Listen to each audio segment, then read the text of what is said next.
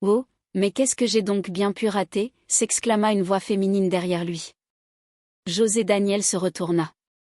Une jeune femme, élégante mais visiblement pressée, l'interpellait. Jeune homme, s'il vous plaît, faites-moi une faveur. Mademoiselle, je suis désolée, je suis en retard, j'ai un entretien d'embauche. Ce ne sera qu'une minute, je vous en prie. Elle lui montra ses chaussures brisées. J'ai besoin de nouveaux talons. Taille 38. Il soupira, jeta un œil à sa montre, puis haussa les épaules. D'accord, lesquels voulez-vous? Peu importe, mais il faut qu'ils tiennent debout, dit-elle avec un sourire nerveux. Quelques minutes plus tard, ils étaient devant une petite boutique de chaussures. Le vendeur lança un regard amusé à José. 30 $, dit-il. 20, répondit José sans hésiter. Après un court marchandage, l'affaire fut conclue. Merci, murmura la jeune femme, soulagée. Pas de quoi. Mais je dois vraiment y aller. Attendez. Comment vous appelez-vous? José Daniel, répondit-il déjà en s'éloignant. Pendant ce temps, dans un grand immeuble du centre, les entretiens pour un poste de chef de projet allaient commencer. Alejandra, la directrice, appela sa secrétaire. Damari, je n'arriverai pas à temps. Menez les entretiens pour moi, d'accord? Oui, madame, répondit la jeune femme en rangeant ses dossiers. Un homme en costume entra peu après, un large sourire aux lèvres. Bonjour, je suis Paul Bastida. Je viens pour le poste. Enchanté, dit Damari. Le patron n'est pas encore là, mais nous pouvons commencer. Paul s'installa, sûr de lui, pendant que d'autres candidats patientaient. C'est alors qu'un jeune homme essoufflé apparut dans l'entrée. Bonjour, je viens pour l'entretien. Vous êtes en retard, répondit Damari avec un froncement de sourcils. Oui, je sais, j'ai eu un contretemps, mais si vous me permettez, je peux tout expliquer. L'entretien est terminé, dit Paul avec un sourire narquois. Le poste est déjà pour moi. José Daniel hésita un instant, puis tendit son dossier. Laissez-le quand même, s'il vous plaît, murmura-t-il. Comme vous voulez, répondit Damari en haussant les épaules. Il s'éloigna, le cœur lourd. Quelques minutes plus tard, Alejandra entra enfin dans la salle. Bonjour. Alors, où en est-on? Voici les dossiers, madame, répondit Damari. Alejandra feuilleta rapidement les documents. Que voulait le jeune homme qui vient de partir?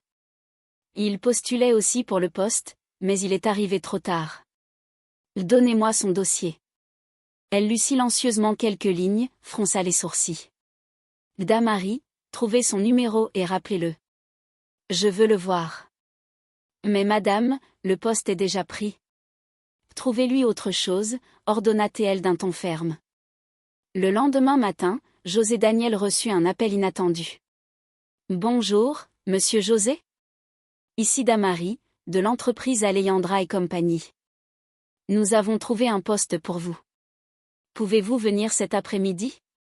Il resta un moment silencieux, surpris. Oui, bien sûr. Merci beaucoup. Lorsqu'il arriva à l'entreprise, Damari l'accueillit avec un sourire gêné. Asseyez-vous, s'il vous plaît. La directrice va vous recevoir. Quelques minutes plus tard, Alejandra entra dans le bureau. Monsieur José Daniel? Merci d'être venu. Votre dossier est intéressant, mais le poste pour lequel vous aviez postulé a déjà été attribué. Il acquiesça, déçu mais poli. Je comprends, madame. Cependant, nous avons besoin d'un concierge. Ce n'est pas ce que vous cherchiez, je le sais, mais c'est tout ce que nous pouvons proposer pour l'instant. José hésita, puis répondit avec calme. J'accepte. Le travail est un travail, après tout. Très bien. L'uniforme se trouve au fond du couloir. Commencez dès aujourd'hui, dit-elle simplement. Il enfila la tenue, prit son balai et commença à nettoyer les bureaux. Malgré tout, il observait, écoutait, curieux du fonctionnement de cette entreprise qu'il avait rêvé de rejoindre autrement. Quelques heures plus tard, alors qu'il passait la serpillière dans une salle de réunion vide, il entendit une voix familière. José Daniel? Vous ici? Il se retourna, c'était la jeune femme des talons cassés. Oh, quelle coïncidence, dit-il en riant doucement. Vous travaillez ici? Oui, je suis Damari, l'assistante d'Alejandra. Je ne m'attendais vraiment pas à vous revoir. La vie réserve des surprises, répondit-il. Ce n'est pas le poste que je voulais, mais je suis content d'avoir un emploi. Elle le regarda avec un mélange d'admiration et de tristesse. Vous savez, je ne vous voyais pas du tout faire le ménage. Moi non plus, mais parfois il faut commencer quelque part, dit-il avec un sourire tranquille. Quelques jours plus tard, José passait devant la salle où Paul, le nouveau chef de projet, travaillait en soupirant. Sur le tableau, il aperçut des équations, des chiffres, des graphiques incomplets. Paul, visiblement agacé, tapait du pied. Ces calculs ne tiennent pas debout, marmonnait-il. José s'approcha timidement. Excusez-moi, monsieur, je crois que votre taux de rentabilité interne est mal calculé. Paul leva les yeux, méprisant. Je ne t'ai rien demandé. Occupe-toi de ton balai. Bien, monsieur, répondit José calmement, avant de s'éloigner. Mais la conversation ne passa pas inaperçue. Alejandra, qui sortait de son bureau, avait tout entendu. Le lendemain matin, elle demanda discrètement à voir le rapport de Paul. En parcourant les chiffres, elle fronça les sourcils, plusieurs erreurs flagrantes. Elle appela Damari. Qui a parlé à Paul hier? José Daniel, je crois. Il a juste fait une remarque sur ses calculs. Amenez-le-moi. José entra dans le bureau, un peu inquiet. Madame, je n'ai rien fait de mal, j'espère? Non, au contraire. Dites-moi, vous comprenez quelque chose à ces analyses? Oui, madame. J'ai étudié l'économie et la gestion de projet. L'économie? Répéta-t-elle, interloquée. Oui, j'ai obtenu mon diplôme à l'université de Casagrande. Un silence suivit. Alejandra le dévisagea longuement, entre surprise et admiration. Alors pourquoi travailler ici comme concierge? Parce que personne ne voulait me donner ma chance, répondit-il simplement. Elle referma le dossier sur la table. Très bien, José Daniel. À partir d'aujourd'hui, vous allez m'aider à finaliser le projet de rentabilité. Considérez que c'est une mise à l'essai. Il resta bouche bée. Merci, madame. Je vous promets de faire de mon mieux. Je n'en doute pas, dit-elle avec un léger sourire. Le lendemain, José Daniel arriva tôt. Il portait encore son uniforme de concierge, mais dans ses yeux brillait une détermination nouvelle. Alejandra l'attendait déjà dans la salle de réunion. Approchez, José. Voici les documents du projet. Je veux que vous les analysiez. Paul devait me remettre une version finale aujourd'hui, mais quelque chose me dit qu'il n'a pas avancé comme prévu. Très bien, madame. Je vais m'en occuper, répondit-il calmement. Toute la matinée, il travailla dans l'ombre. Ses mains, habituées au balai, se posaient maintenant sur un clavier d'ordinateur. Il revérifia les chiffres, rectifia les projections, calcula les marges de rentabilité et les taux d'actualisation. Le temps semblait s'être arrêté. Damari passa la tête par la porte. Vous êtes encore là? Oui. Ce projet est trop important. Je veux qu'il soit parfait. À la fin de la journée, il déposa un dossier complet sur le bureau d'Alejandra. Voici, madame. J'ai tout vérifié. Elle feuilleta les pages, attentive, et hocha lentement la tête. Impressionnant. Vous avez corrigé toutes les erreurs. Ce n'était rien, dit-il modestement. Elle lui adressa un regard sincère. Vous venez peut-être de sauver cette entreprise. 2 jours plus tard, la grande réunion avec Don Cheo, l'investisseur principal, eut lieu. Toute l'équipe était présente. Paul, visiblement nerveux, affichait un sourire figé. Alejandra entra, suivie de Damari et de José, toujours vêtus simplement. Don Cheo, bienvenue, dit-elle avec chaleur. Voici le rapport que nous avons préparé pour vous. Je suis ravi d'être ici, répondit-il. J'ai hâte de découvrir vos propositions. Paul s'avança et commença à parler, essayant de s'approprier le travail. Comme vous pouvez le voir, ce projet vise à optimiser nos flux logistiques et à accroître la rentabilité de 20%. Don Chéo l'écoutait distraitement, feuilletant le dossier. Ses sourcils se froncèrent. Pardonnez-moi, mais ces chiffres sont d'une précision inhabituelle. Qui a réellement fait cette analyse? Alejandra hésita un instant, puis posa calmement sa main sur la table. C'est lui, dit-elle en désignant José Daniel. Tous les regards se tournèrent vers lui. Paul pâlit. Lui. Mais, c'est le concierge. José resta silencieux un instant, puis prit la parole. Oui, monsieur. J'ai simplement voulu aider.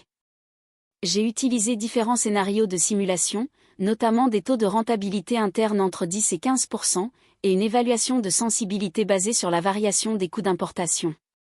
Don Chéo le regardait avec étonnement. Vous avez mené une analyse de sensibilité et une modélisation complète? Oui, monsieur. J'ai même ajouté une projection sur 5 ans, avec une marge d'erreur inférieure à 2%. Un silence lourd suivit.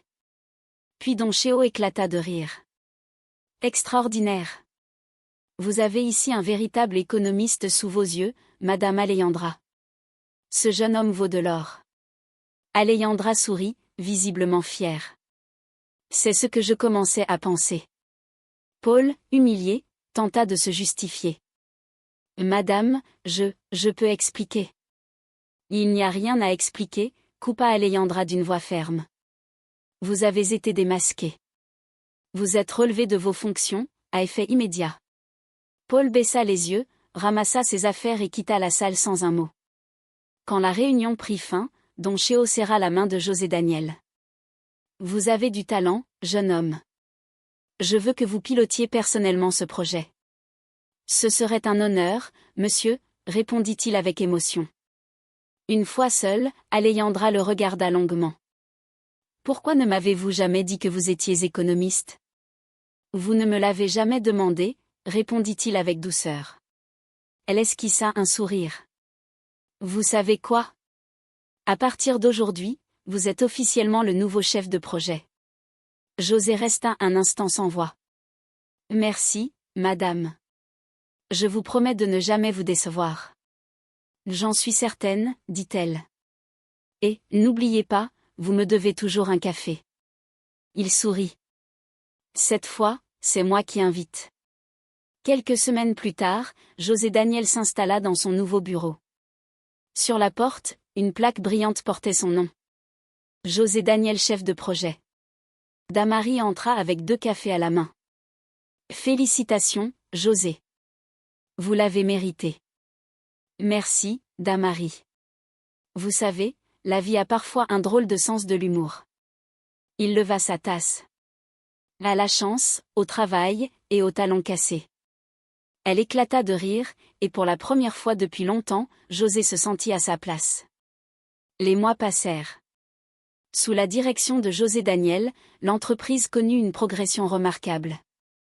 Les ventes augmentèrent, les partenariats se renforcèrent, et même Don Chéo parlait désormais de lui comme de l'homme qui avait redonné vie aux chiffres. Pourtant, malgré sa réussite, José restait le même, modeste, discret, reconnaissant. Chaque matin, il saluait les agents d'entretien, aidait parfois à ranger un dossier oublié, et souriait à ceux qui le regardaient encore comme l'ancien concierge. Un soir, alors que le soleil déclinait derrière les grandes vitres du bâtiment, il croisa Alejandra dans le couloir.